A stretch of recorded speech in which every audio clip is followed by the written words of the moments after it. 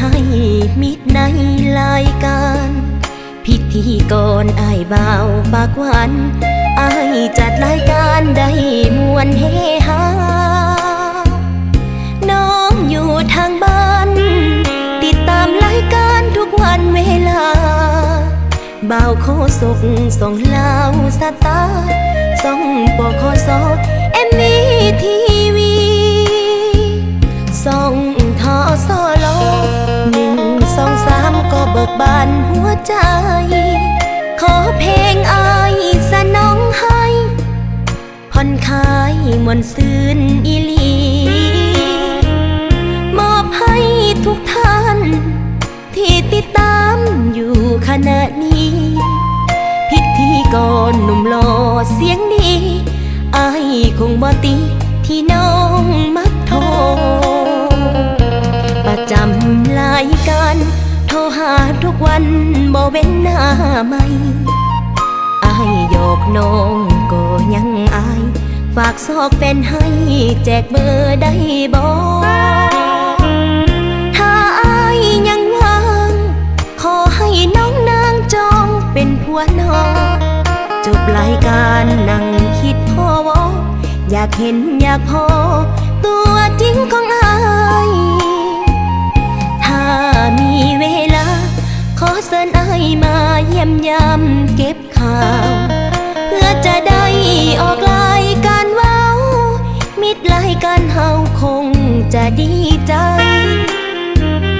คอยอยู่เบื้องหลังส่งกำลังใจสุขอยู่ให้พิธีกรอ้ายบ่าวขวัญใจอ้ายอย่าเปลี่ยนใจนี่นาเป็นอื่น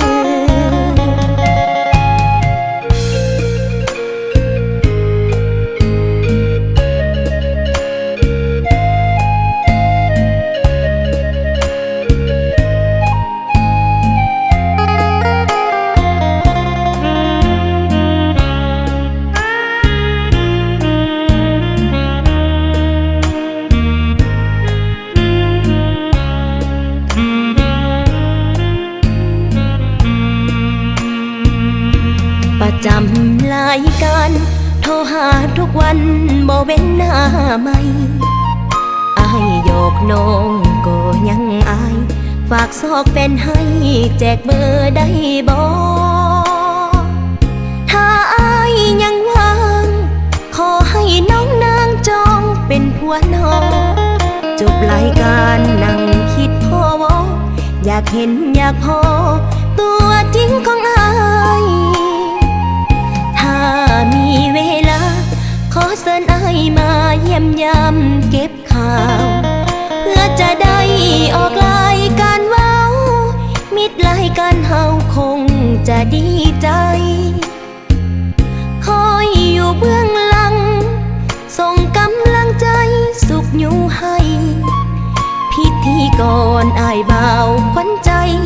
อ้ายอย่าเปลี่ยนใจนี่นาเป็นอื่น